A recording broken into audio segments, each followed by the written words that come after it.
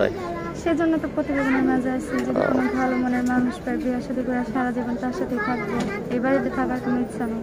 মানে ওই বাসায় থাকার কোনো ইচ্ছা নাই। না। আপনার মনে এত কষ্ট জমে আছে না? এত কষ্ট বুকে নিয়ে আপনি আমাদের ভিডিওর সামনে এসেছেন। আচ্ছা বোন, এই যে আপনি কি আপনার নামাজ রোজা কোরআন শরীফ পড়া জানেন নাকি? না, কোরআন শরীফ পড়া জানি না। বললাম না, মাদ্রাসায় ভালো মতো পড়তে পারিনি, অল্প কিছুদিন পড়ছিলাম, কিন্তু আরবি পড়তে পারি, নাম 5 ওয়াক্ত নামাজ রোজা পড়তে পারি, রোজা রাখতে পারি। মানে আপনি পড়া হয়নি নাকি? হ্যাঁ, পড়া আচ্ছা আচ্ছা, তাহলে আপনি কি আসলে কি বিয়ে করবেন?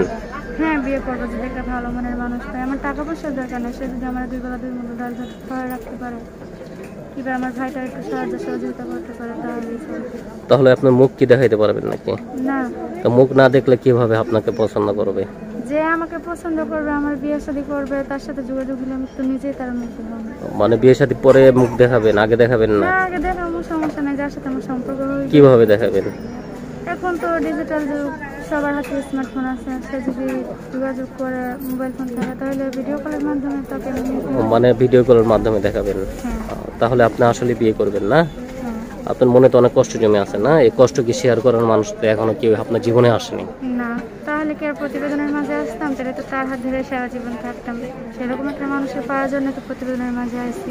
আপনি কি প্রেম ভালোবাসা করেন নাকি? না, কখনো করিনি। কেন প্রেম ভালোবাসা করবেন?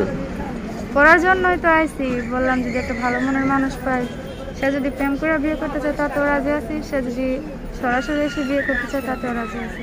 আপনি তো রাজি আছেন, আপনার বাবা রাজি থাকবে নাকি?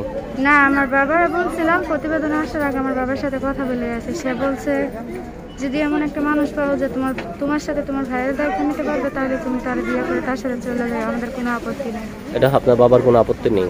না। এটা আপনার বাবাই বলে দিয়েছে আপনাকে? হ্যাঁ। ও আচ্ছা আচ্ছা, তাহলে আপনার